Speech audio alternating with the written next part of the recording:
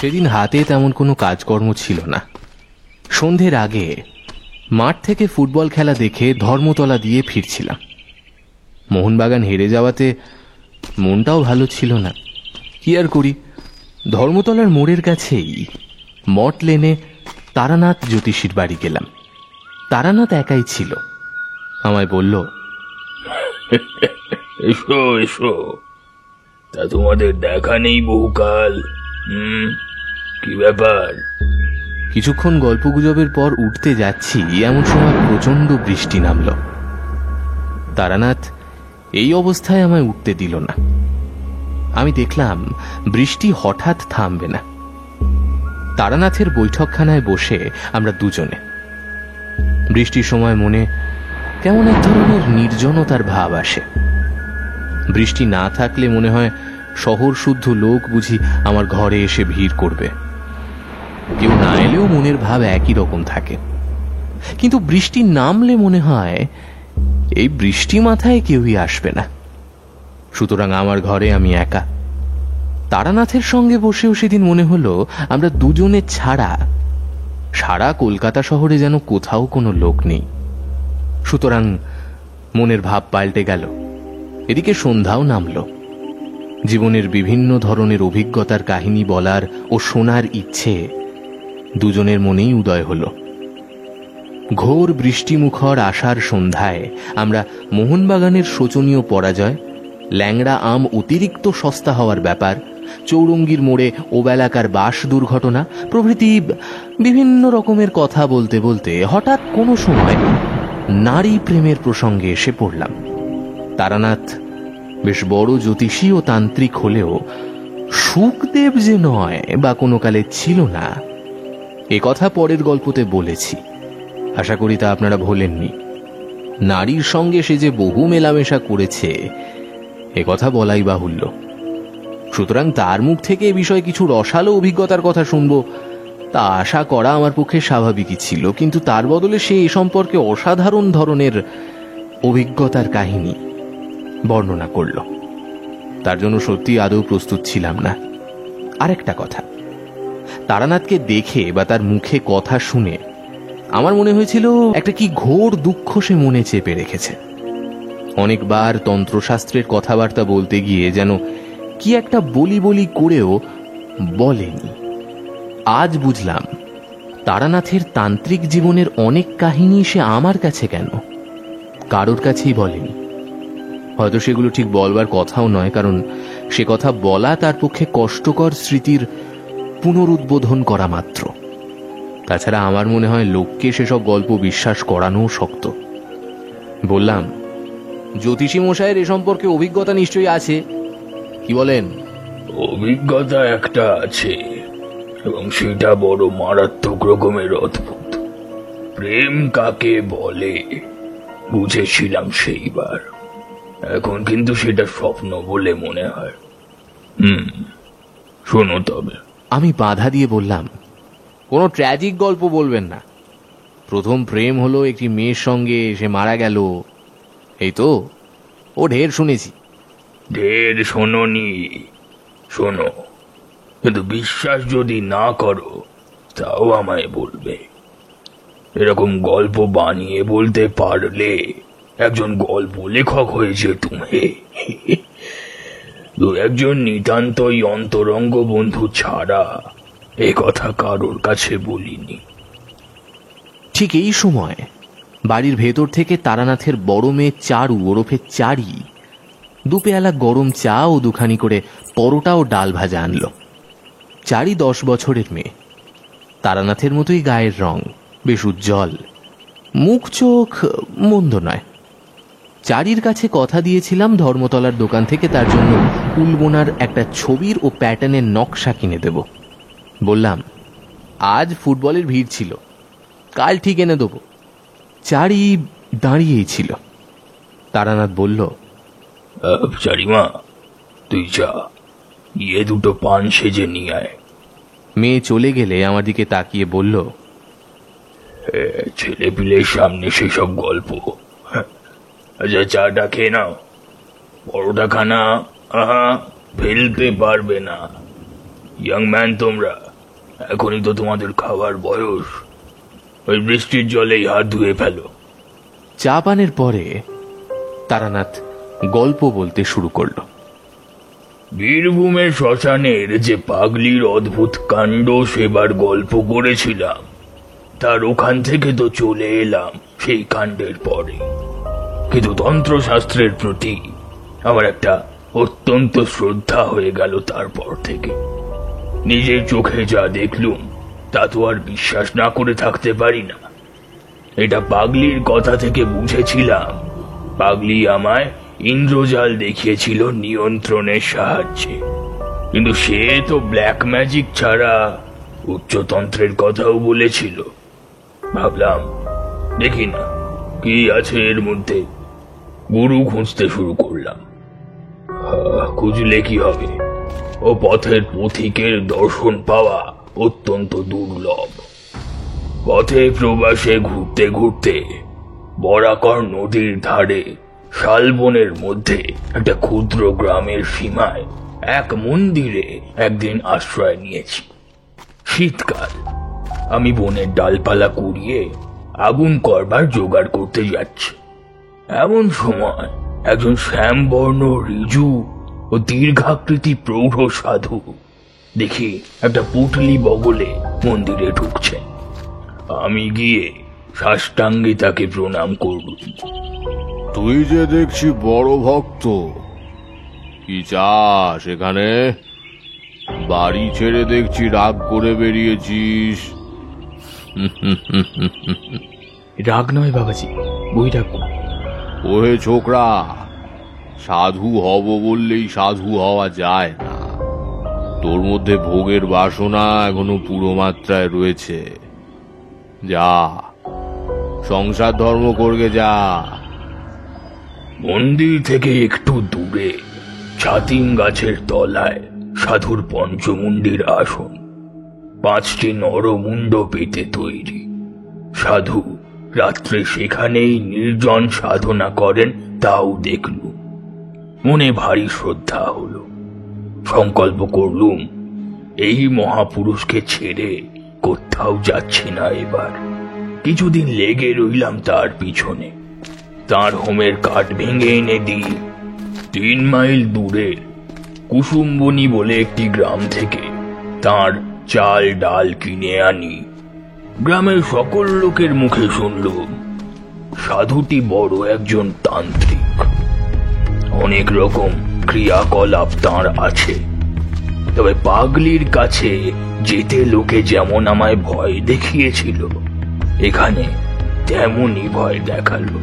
বলল, তান্ত্রিক সাধু সন্ন্যাসীদের বিশ্বাস করো না বেশি, ওরা সব পারে। একটু একটু সাবধান হয়ে চলো, কেমন? বিপদে পড়তে পারো কিন্তু। হ্যাঁ। আমি তখন ওদের কথায় তেমন একটা কান দিইনি।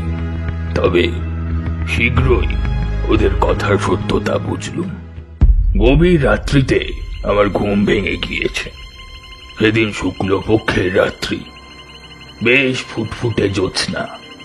মন্দির থেকে ছাতিম গাছের দিকে চেয়ে দেখি সাধু বাবাজি কার সঙ্গে পঞ্চমুণ্ডির আসনে বসে কথা বলছে। কৌতূহল হলো, এত রাত্রে কে এলো এই নির্জন নদী তীরে জঙ্গলের মধ্যে? কৌতূহল সামলাতে না পেরে আমি এগিয়ে গেলাম। অল্প দূরে গিয়েই যা দেখলাম তাতে আরো এগিয়ে যেতে সকোচ বোধ হলো। সঙ্গে সঙ্গে রীতিমতো আশ্চর্য হয়ে গেলাম। সাধু বাবাজি এত রাত্রে একজন মেয়ে মানুষের সঙ্গে কথা বলছেন। গাছের আড়াল থেকে মেয়ে মানুষটিকে আমি খানিক অস্পষ্ট দেখে আমার মনে হলো মেয়েটি যুবতী এবং পরমা সুন্দরী। এত রাত্রে গুরুদেব কোন মেয়ের সঙ্গে কথা বলছে? সে মেয়েটি এলোই বা কেমন করে একাই নির্জন জায়গায়? যাই হোক, আর বেশি দূর অগ্রসর না হয়ে আমি ভয়ে ভয়ে পিছিয়ে এলাম। পরদিন রাত্রে আবার অবিকল সেই একই ঘটনা ঘটল। সেদিন আরো একটি কথা আমার মনে হলো। মেয়ে মানুষটি যেই হোক, সে জানে আমি রোজ গাছের আড়ালে দাঁড়িয়ে দাঁড়িয়ে ওর দিকে চেয়ে থাকি। কি করে আমার এই কথা মনে হলো তা আমি বলতে পারবো না, কিন্তু এই কথা আবছা ভাবে আমার মনের মধ্যে উদয় হওয়ার সঙ্গে সঙ্গে এমন একটা ভয় হলো। সরে পড়ি বাবা, কি দরকার এই সবের মধ্যে থেকে। এই রকম চলল আরো দিন 10-12। তারপরে সাধুর ডাক এলো বরাকর্ণা ওই কোডামারের এক গাড়োয়ালি জমিদার বাড়িতে শান্তি সস্ত্রায়ন করার জন্য। সাধুজি প্রথমে যেতে রাজি হননি। 2 দিন তাদের লোক এসে ফিরে গিয়েছে, কিন্তু তৃতীয়বারে জমিদারের ছোট ভাই নিজে পালকি নিয়ে এসে সাধুকে অনেক খোশামত করে তাকে নিয়ে গেলেন। মনে ভাবলুম এ আর কিছুই নয়, সাধুজি সেই মেয়েটিকে ছেড়ে একটি রাত্রিও বাইরে কাটাতে রাজি নন। কিন্তু নিকটে কোথাও বস্তি নেই, মেয়েটি আসেই বা কোত্থেকে? আর সাধারণ সাঁওতাল বা বিহারি মেয়ে তো আমি অনেক দেখেছি, কিন্তু এই মেয়েটিকে সাধারণ মেয়ে বলে মনে হয় না। আমার দৃঢ় বিশ্বাস এ কোনো বড় ঘরের মেয়ে। যেমন রূপসী তেমনি তার দামি পরন পরিচ্ছদ। হঠাৎ আমার মনে একটা দুষ্ট বুদ্ধি জাগলো। আমার মনে হয়েছিল মেয়েটিকে সাধু বাবাজি হয়তো খবর দেওয়ার সুযোগ হয়নি। দেখাই যাক না আজ রাত্রে সে আসে কিনা। তখন আমার অল্প বয়স, তোমরা যাকে বলো রোম্যান্স, সারিয়ে তখন যে আমার যথেষ্টই ছিল, এতে তুমি আমাকে দোষ দিতে পারো না। নির্দিষ্ট সময়ের কিছু আগে রাত্রে সেদিন আমি নিজেই গিয়ে ওই পঞ্চমুণ্ডির আসনে বসে রইলাম। মনে ভয়ানক কৌতূহল, দেখি আজ মেয়েটা আসে কিনা। কেউ কোনো দিকে নেই, নির্জন রাত্রি। মনে ভয়ও হলো, এই ধরনের কাজ কখনো করিনি, কোনো হাঙ্গামায় পড়ব না তো। রাত ক্রমে গভীর হলো। পূব দিকের গাছপাড়ার আড়াল থেকে চাঁদ উঠতে লাগলো একটু একটু করে। আমার ডাইনেই বরাকর নদী, 2 পারে শিলাখণ্ড ছড়ানো, তার উপর জ্যোৎস্না এসে পড়ল। সেই নদীর পারে সাতিমতলা ও পঞ্চমুণ্ডির আসন, আমি যেখানে বসে আছি। আমার বাঁ দিকে খানিকটা ফাঁকা ঘাসের মাঠ, তারপর শালবন শুরু হয়েছে। হঠাৎ সামনের দিকে চেয়ে আমি চমকে উঠলাম। আমার সামনে সেই মেয়েটি কখন এসে দাঁড়িয়েছে, এমন নিঃশব্দে, এমন অতর্কিত ভাবে যে আমি একেবারেই কিছু টের পাইনি। নদীর দিক থেকে আমার কাছে কারোর আসা সম্ভব নয়, মাঠের দিক থেকে কেউ এলে আমার দৃষ্টি এড়ানোর কথা নয়। মেয়েটি যেখানে দাঁড়িয়ে সেইখানে 8 সেকেন্ড আগেও কেউ ছিল না। আমি জানি 8 সেকেন্ড পরেই সেখানে একটি জলজ্যান্ত রূপসী মেয়ের আবির্ভাব আমার কাছে সম্পূর্ণ ইন্দ্রজালের মতন ঠেকল। সঙ্গে সঙ্গে সেই মধুর সুগন্ধ আমার সারা দেহ মন যেন অবশ, যেন আচ্ছন্ন হয়ে উঠল। আমার জ্ঞান বোধহয় ছিল। তারপর আর 1 সেকেন্ড, তারপর কি ঘটল আমি আর কিছুই জানি না। যখন আমার আবার জ্ঞান ফিরল, তখন ভোর হয়েছে। উঠে দেখি সারা রাত সেই পঞ্চমুণ্ডির আসনেই আমি অজ্ঞান হয়ে পড়েছিলাম। নৈশ শীতল বায়ুতে বাইরে সারা রাত পড়ে থাকার দরুন গায়ে ব্যথা হয়েছে, গলা ভার হয়েছে। উঠে ধীরে ধীরে মন্দিরে চলে এলাম। এসে আবার শুয়ে পড়লাম। আমার মনে হলো আমার জ্বর হবে, শরীর এত খারাপ। কিন্তু আমি গতকাল রাতে এমন ভয়ই বা পেয়েছিলাম কেন? ওই মেয়েটি বা কে ছিল? এসব প্রশ্নের উত্তর আমি খুঁজে পেলাম না। বিকেলের দিকে সাধু বাবাজি গাড়োয়াল জমিদার বাড়ি থেকে ফিরলেন। আমার জন্য লাড্ডু, কচৌরি এবং একটা মোটা সুতির চাদর এনেছেন। তার নিজের জন্য জমিদার বাড়ি থেকে ভালো একখানা পশমি আলোয়ান দিয়েছে। আমায় বললেন, শুয়ে কেন? ওঠো, জিনিসগুলো রেখে দাও। অতি কষ্টে উঠে হাত থেকে পুটুলিটা নিলাম।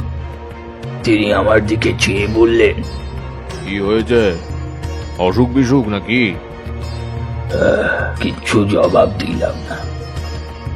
সাধু স্নান করে এসে আমায় জমিদার বাড়ির কাণ্ড কিরকম তারই সবিস্তারে বর্ণনা করতে লাগলেন। আমায় বললেন, তোমার কি হয়েছে বলো তো? অমন মন মরা ভাব কেন? বাড়ির জন্য মন কেমন করছে বুঝি?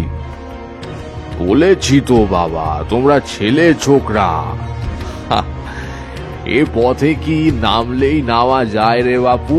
বড় কঠিন পথ। সেই রাত্রে আমার জ্বর এলো। কতদিন ঠিক জানি না, অজ্ঞান অচৈতন্য রইলাম। জ্ঞান হলেই দেখতাম সাধু শিওরে বসে আছে। বোধহয় তারই সেবা যত্নে এবং দয়ায় সেবার ক্রমে সেরে উঠেছিলাম। সেরে উঠে একদিন গাছতলায় বসেছি দুপুরের দিকে। সাধু আমায় ডেকে বললেন, ছেলে ছোকরা কিনা কি কাণ্ডটা বাঁধিয়ে বসেছিলে বাপ? হ্যাঁ, এবার তো বাঁচতে না, অতি কষ্টে বাঁচাতে হয়েছে। আচ্ছা বাপু, পঞ্চমুণ্ডির আসনে কি জন্য গেছিলে সেদিন রাতে? আমি তো অবাক, ইনি কি করে জানলেন? আমি তো কোনো কথাই বলিনি এনাকে। হঠাৎ আমার সন্দেহ হলো, সেই মেয়েটির সঙ্গে নিশ্চয়ই সাধুর ফিরে এসে দেখা হয়েছে। সেই বলেছে। আমাকে চুপ থাকতে দেখে সাধু বললেন, ভাবছো আমি কি করে জানলাম না?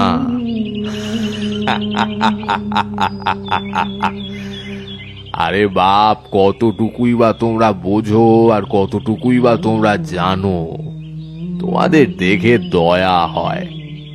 আপনি আপনি জানলেন কি করে? আরে পাগল, তুমি তো জ্বরের ঘোরে বলছিলে ওই সব কথা, নইলে জানবো কি করে? যাক, প্রাণে বেঁচে গেছো এই ঢের। আর কখনো অমন পাগলামি করতে যেও না। আমি চুপ করে রইলাম। তাহলে আমি বিকারের ঘোরে সব ফাঁস করে দিয়েছি।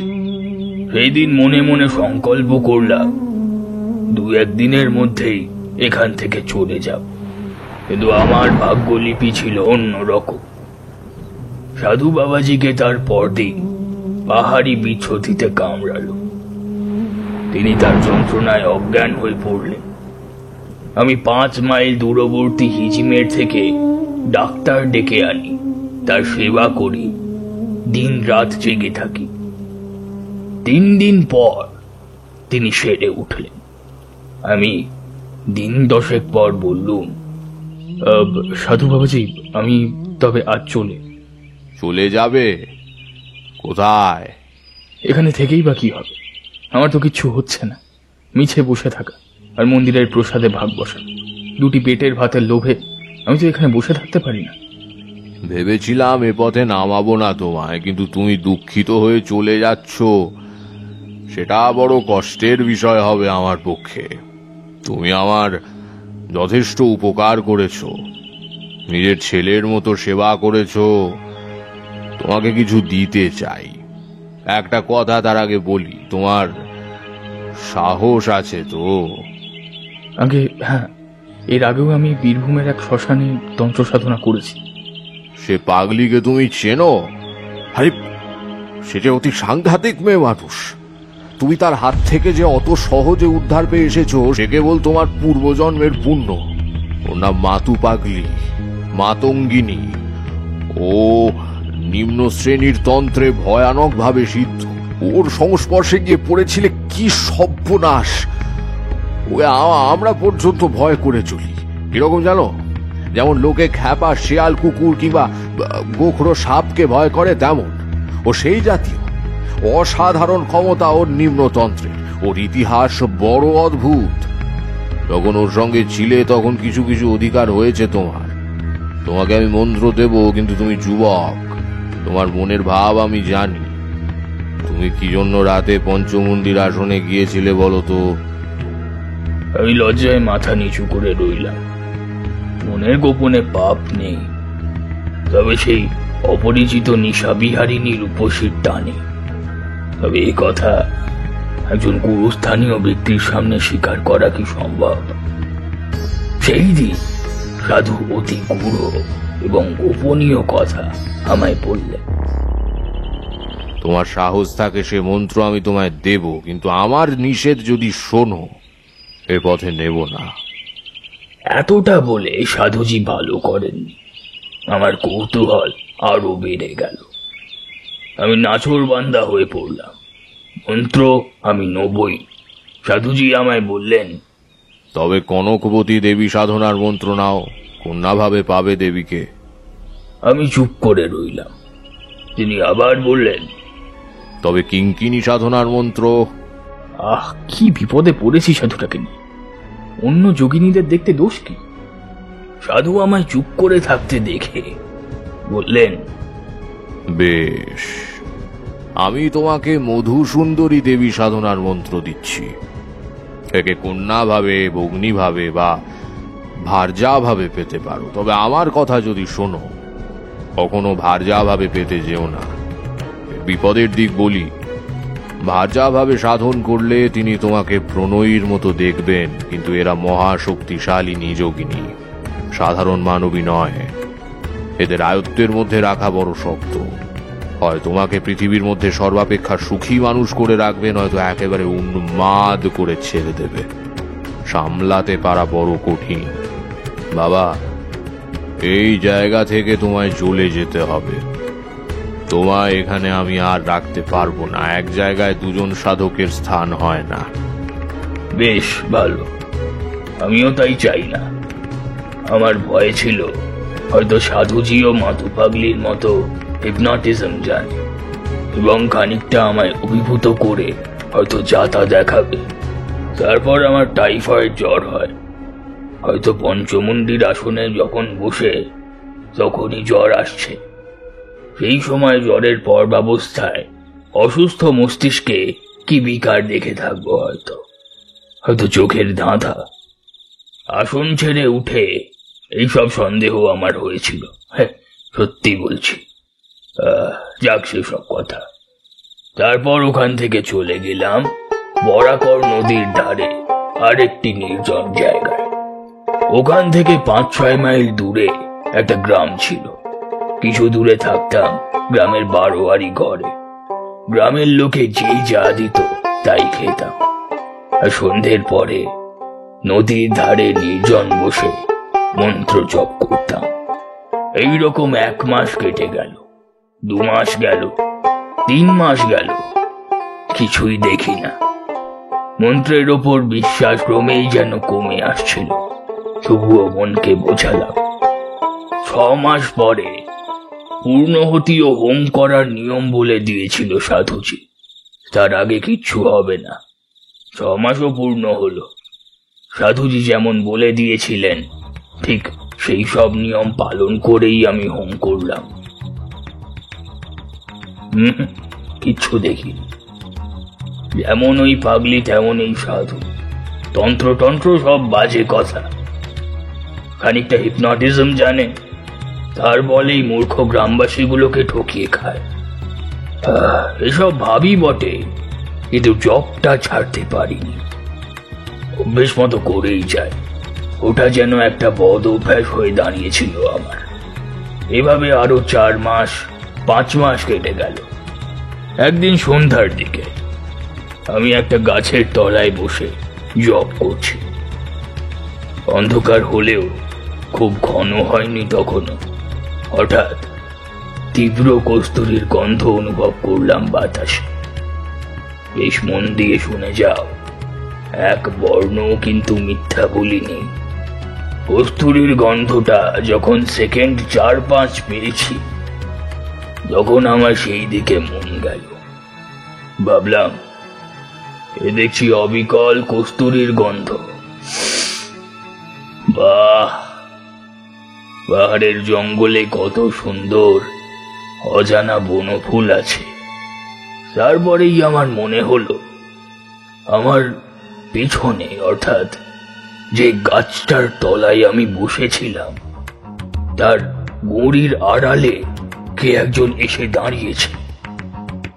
আমি পেছন থেকে দেখতে পাচ্ছি না বটে, কিন্তু অনেক সময় লোকের উপস্থিতি চোখে না দেখলেও এভাবে ধরা যায়।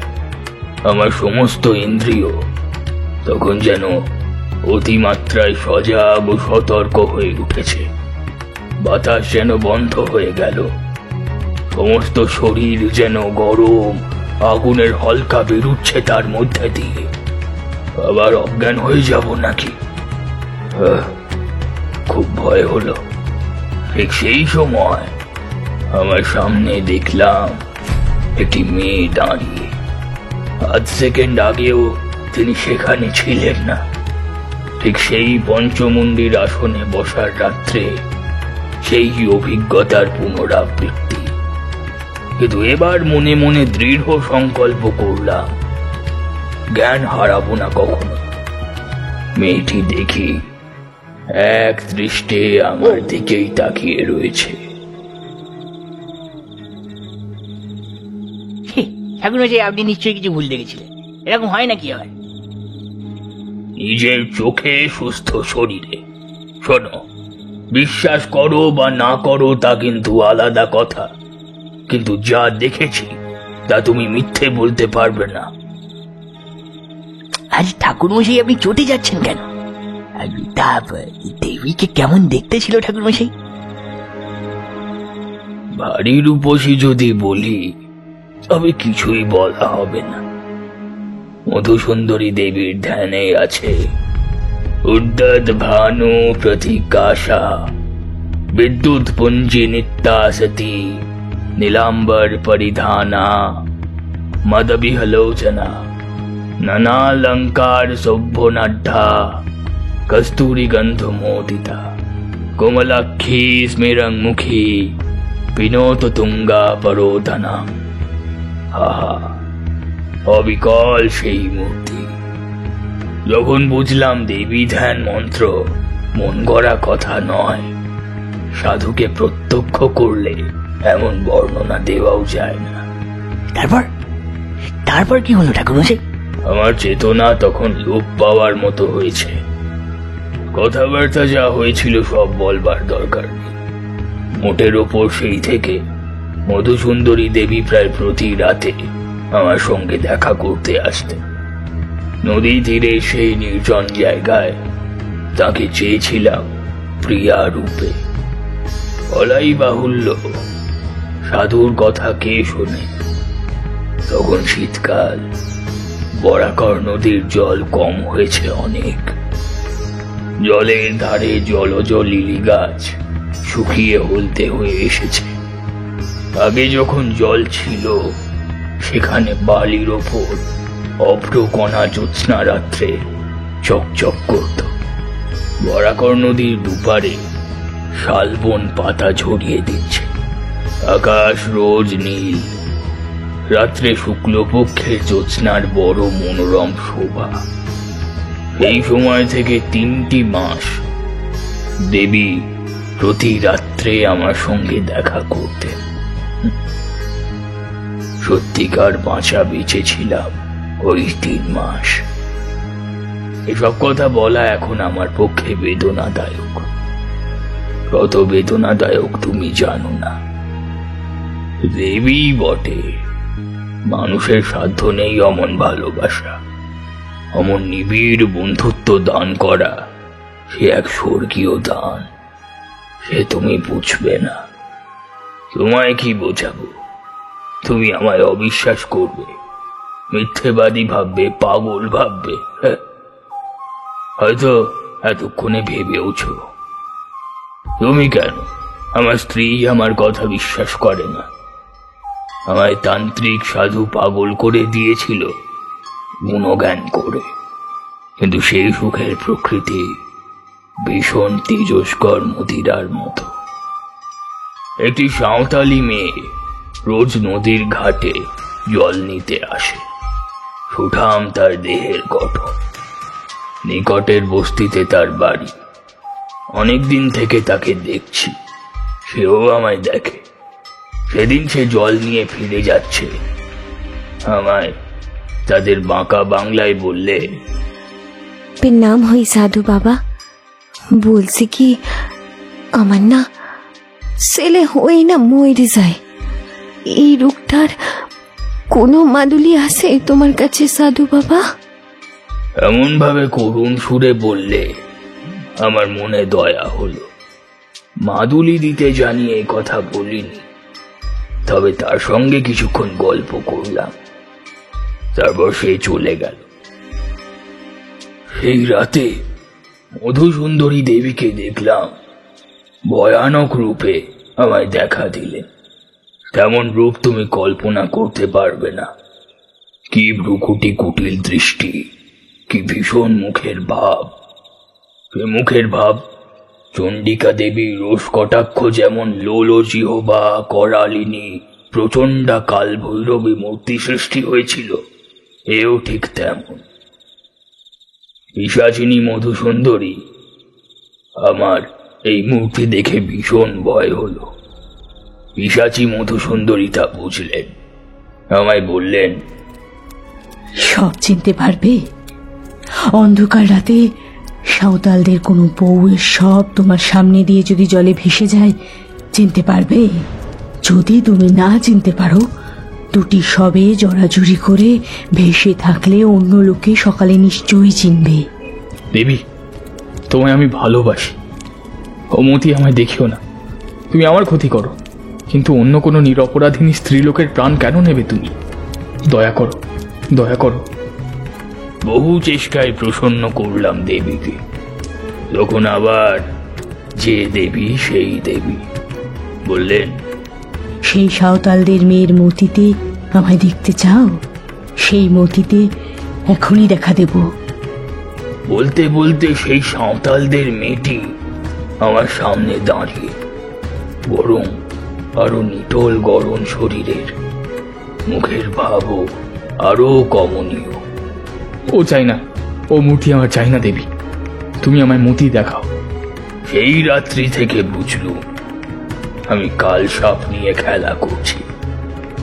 গুরুদেব বারণ করেছিলেন এই জন্য।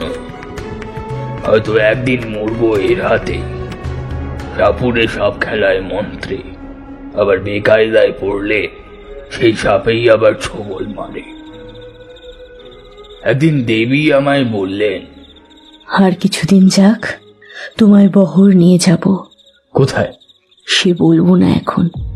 কত দূরে? কোন দিকে? এত দূরে, এমন দিকে যা তুমি ধারণা করতে পারবে না।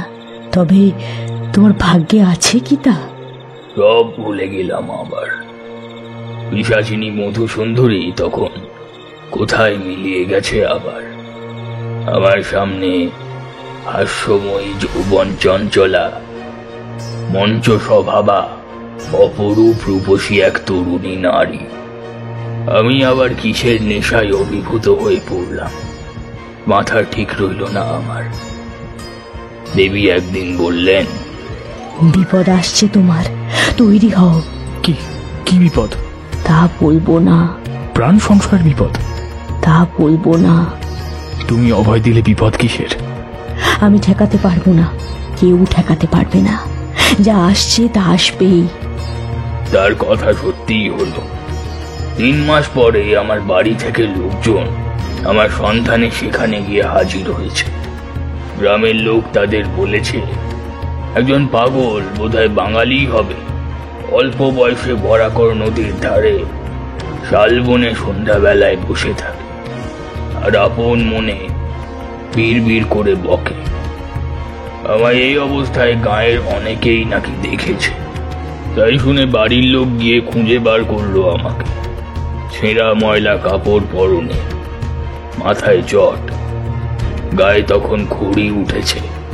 এই অবস্থায় নাকি আমায় ধরে বাড়ি ধরে আনবার জন্য টানাটানি করতে শুরু করলো তারা। আমি কিছুতেই আসবো না, ওরাও ছাড়বে না। আমার তখন সত্যিই জ্ঞান নেই, সত্যিই আমি ক্ষিপ্ত উন্মাদ। ওরা হয়তো আমায় আনতে পারতো না, কিন্তু যে দেবীকে পেয়েছিলাম প্রণয়িনী রূপে, তিনি নিরুৎসাহ করলেন। ওরা ধরে নিয়ে গিয়ে নিকটবর্তী গ্রামের এক গোয়াল ঘরে আমায় বেঁধে রেখেছিল।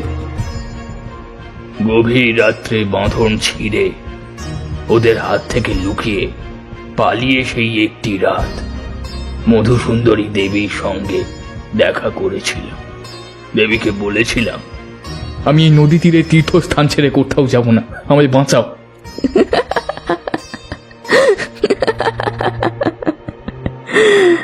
যেতে হবে, এই আমার অদৃষ্ট লিপি।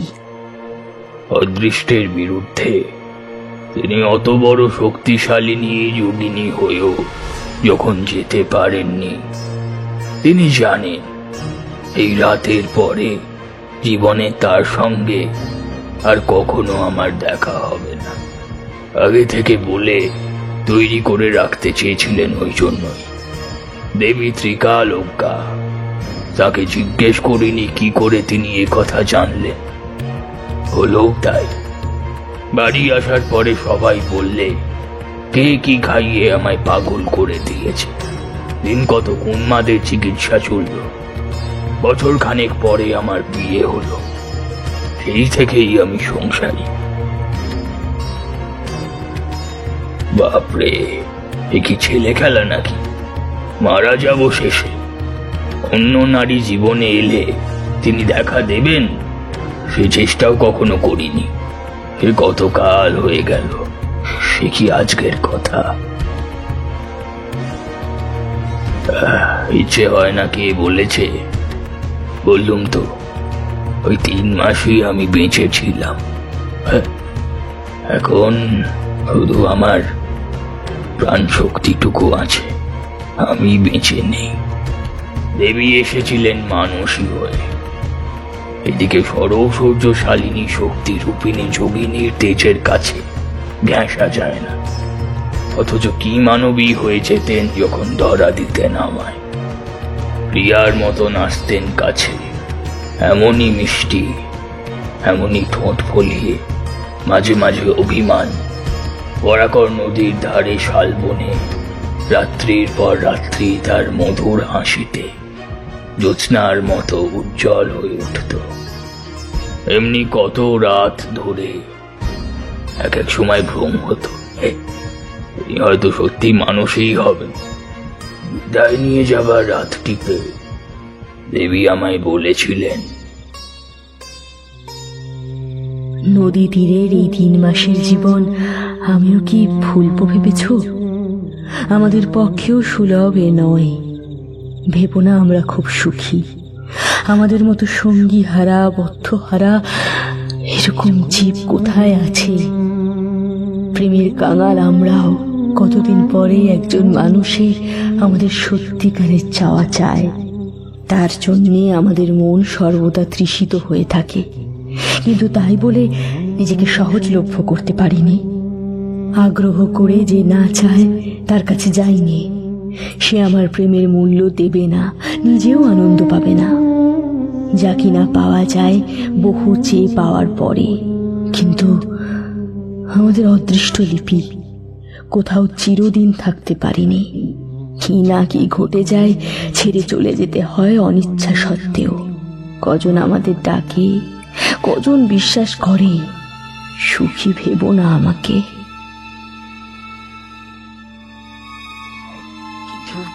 ঠাকুরমশাই, এতই যদি সুখের ব্যাপার, তাহলে আপনি ভয়ঙ্কর বলছিলেন কেন আগে? হ্যাঁ,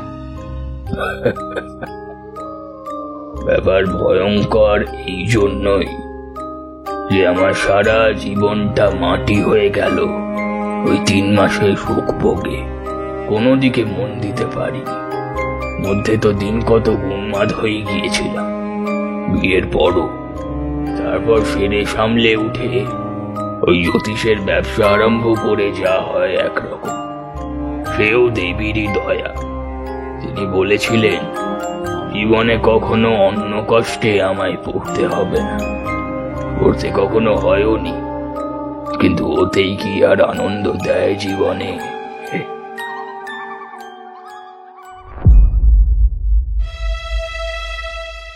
তা কেমন লাগলো আমার আজকের গল্প? যদি ভালো লাগে তাহলে সাবস্ক্রাইব করতে কিন্তু ভুলো না।